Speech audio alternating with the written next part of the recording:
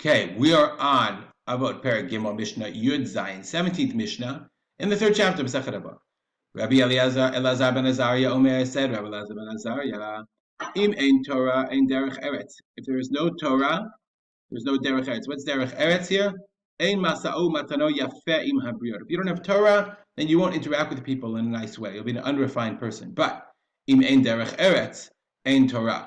If there's no derech eretz in life, then there's no Torah either. If a person doesn't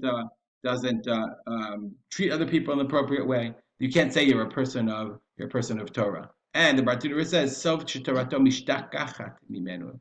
His Torah will be forgotten from him. Im ein chachma ein yirah. There is no wisdom, there is no fear of God.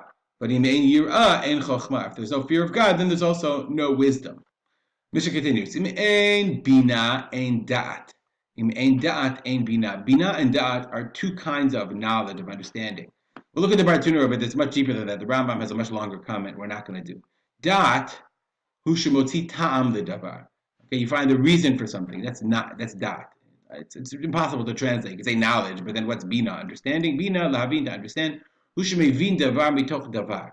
Avainomar elotam. Bina is sort of like a wisdom, an understanding of the nuance. Something, you understand something through another thing. Okay, so im en ladat latei tam ledavar in bina. If you don't know the reason for understanding, you can have a deeper understanding. Achar shelo yadata amo. If you don't know the reason for something happening, you're never going to see the bina, the deeper understanding. Umakom makom habina hi kodemet. But this bina is first. Lefikach im ein bina ein dat. If there's no bina ein dat, I have to tell you the truth. I don't understand according to this logic, because bina is the deeper understanding. So why would I need im ein bina ein dat? So he says, Im ein bina ein dat, im ein dat ein bina. I would say it's beyond the scope, I would say, of this Mishnah. Look down, if you see, you'll see the interpretation of the Rambam. He says, the Rambam says, this is a very deep idea, about wisdom and understanding, hu inyana philosophim dak me'od. It's a very, very fine philosophical issue. So I would say this is one of those few times I would say, you understand the words? Send me an email if you have thoughts about what it means. Im ein kemach ein Torah. If there's no flour, i.e. sustenance, ain't Torah. You can't study because you starve to death.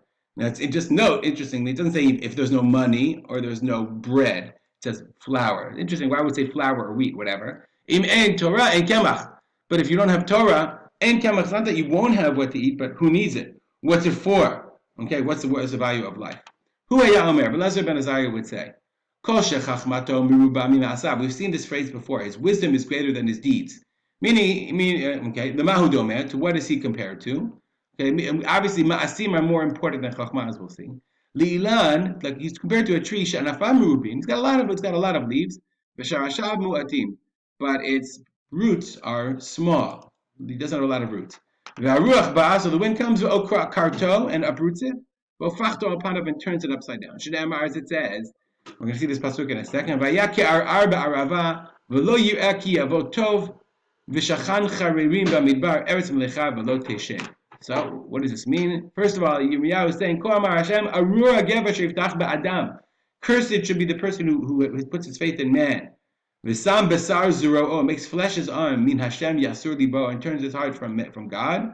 And then here's this pasuk, for he shall be like a tamarisk in the desert, ar ba'arava.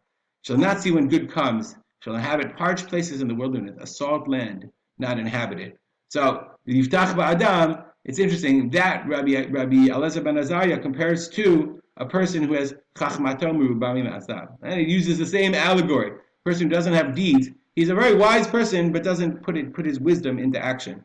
A big talker, I would say. Abal kol shema'asav merubim min chachmato. But a person whose actions are greater than his wisdom. L'ma'u domeh. I mean, a person who, he's a doer. He's a person who puts things into practice. Like we said, he makes... It's not just that he has wisdom or that he studies or he's a philosopher, but he's a person of action.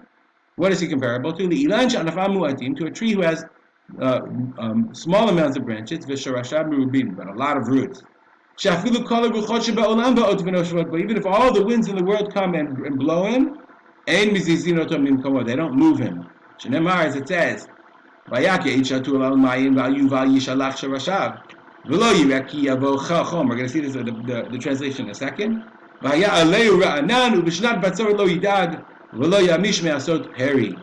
the next thing. You know that one. Blessed is the person who has his faith in God. For he shall be as a tree planted by the waters that spread out its roots by the river, shall not see when heat comes. Okay?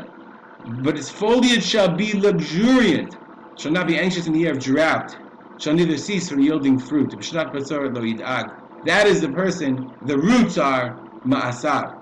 And as long as the roots are strong, that person will endure. We'll stop here, dedicate our learning to my Father, Rav Simcha ben Yitzchak.